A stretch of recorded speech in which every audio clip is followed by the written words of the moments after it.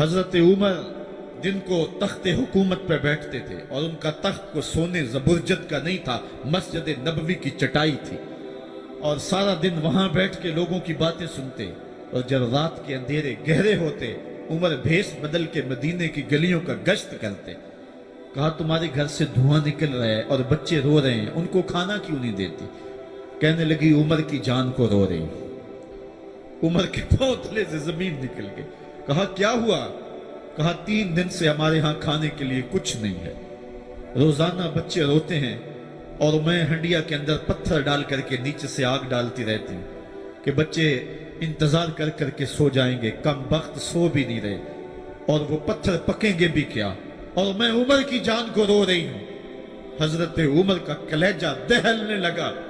फौरन पलटे वापस बैतुल माल में आए, घी का एक कनस्तर लिया, आटे की बोरी ली, मिर्च मसाला जात बहुत कुछ उठाया, अपने कंधे पे रखा, बोरी अपनी कमर पे ला दी।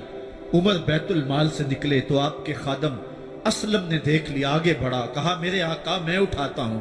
उमर की आंखों में आंसू है। कहा असलम कयामत के दिन मेरा बोझ उठा लोगे? कहा कयामत के दिन तो अपना अपना बोझ उठाना पड़ेगा। कहा उमर को आज अपना ही उठाने दो। हजरत उमर वो घी का कनस्तर और वो आटे की बोरी सर पे उठाए हैं और उस खातून के घर जाते हैं और दस्तक देते हैं। वो जब देखती है उसकी जान में जान आ जाती है। कहा जल्दी जल्दी आटा गूंदो, और उमर सब्जी काटने लग जाते हैं। हजरत उमर रदी अल्लाह ताला अन्हो सब्जी तैयार कर देते, उधर आटा गुद जाता है और फिर ऊपर चूल्हा रखा जाता है, चूल्हे के अंदर आग रखी जाती है, वो खाना पकाने लगती है, आग बुझती है। तारीख ने लिखा है आग बुझने लगती है, उमर झुक करके फूंके मारता है। उमर झुक झुक के फूंके मारता है। खाना पक गया और बच्चों के सामने खाना रख दिया, बच्चे खा रहे हैं। अब बच्चे रो रो के निढाल हो चुके थे।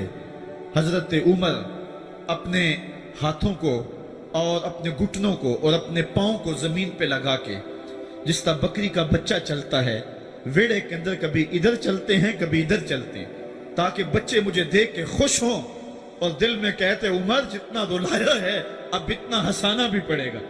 तो कभी उमर अमीरुल मोमिनीन, ये मैं किसी आज के जो है वो लोगों के वोटों पे मुंतखब होने वाले हुक्मरान की कहानी नहीं सुना रहा, मैं उस उमर की कहानी सुना रहा हूं जो 23 लाख मुरब्बा मील का हुक्मरान है, आधी दुनिया का बादशाह है।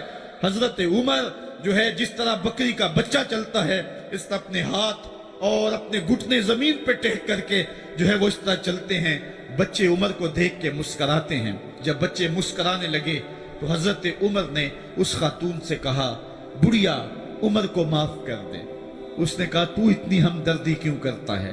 कहा उमर बेचारा बड़ा फंसा हुआ है, फिक्र है उसको यरमूक को, फुस्तात हुलवान की, जब फतह है मिस्र तो तैयारी है ईरान की, आते जाते वफद से मुलाकात भी करता होगा और शब को मालूम हालात भी करता होगा, कांटों में उलझी हुई बेचारे की जान है, नींद उसको भी आती है, आखिर वो इंसान है, मेरी बहन उमर को माफ कर दे। उसने कहा ना ना उमर की बात मेरे सामने न कर, कयामत का दिन होगा, उमर का गिरेबान होगा और मेरा हाथ होगा। जब उसने ये बात कही तो उमर बर्दाश्त न कर सके, बच्चों की तरह बिलक बिलक कर रोने लगे। कहा वो बदनसीब उमर तेरे सामने है, आज ही कहला जो कहना है, कयामत के दिन मुझे माफ रखना। उसने कहा तू उमर है? कहा बदनसीब उमर तेरे सामने खड़ा हूं।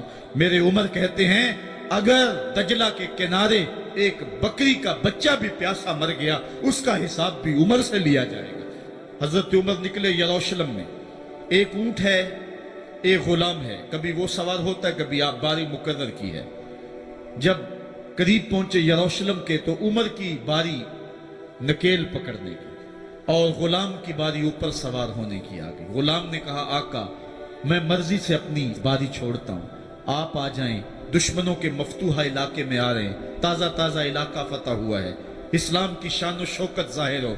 उमर ने कहा इस्लाम की शान और शौकत ऐसे जाहिर नहीं होती है, अपनी बारी पे तुम बैठोगे, अपनी बारी पे मैं बैठूंगा। लोग मुंतजर खड़े हैं, दूर से जब देखा कहा इसकी हैबत से कांपते थे हम, ये तो कोई हबशी लगता है, रंग काला है, होंठ मोटे हैं, इससे तो ज्यादा हसीन इसका गुलाम है जो आगे आगे चल रहा है।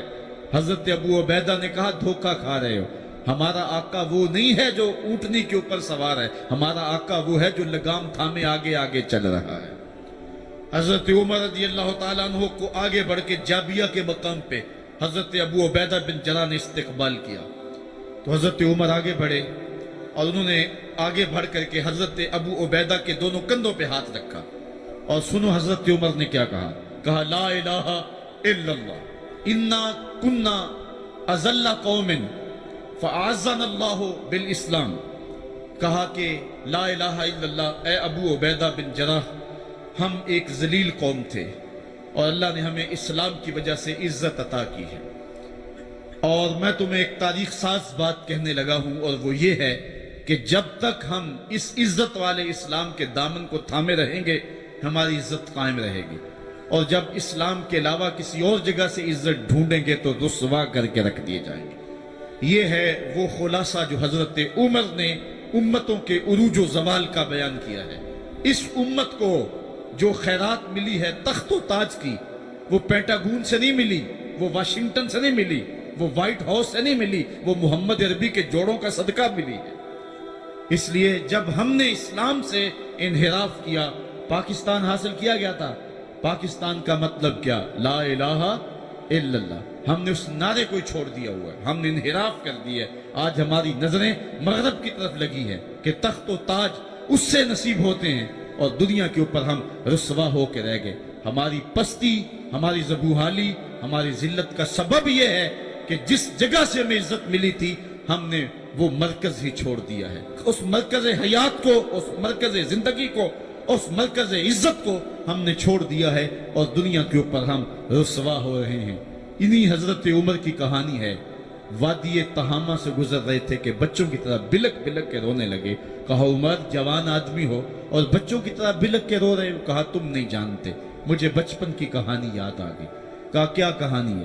کہا یہی عرض تہامہ تھی، میرے باپ خطاب نے مجھے 5 اونٹ دیے تھے، کہا انہیں لائن میں کھڑا کرو سیدھا، میں آگے والا سیدھا کرتا تھا، پیچھے والا ٹیڑھا ہو جاتا، پیچھے والا سیدھا کرتا، آگے والا ٹیڑھا ہو جاتا۔ میرے باپ خطاب نے مجھے بڑا مارا۔ کہا ایک عرب کے بیٹے ہو کہ تم سے 5 اونٹ لائن میں کھڑے نہیں ہوتے؟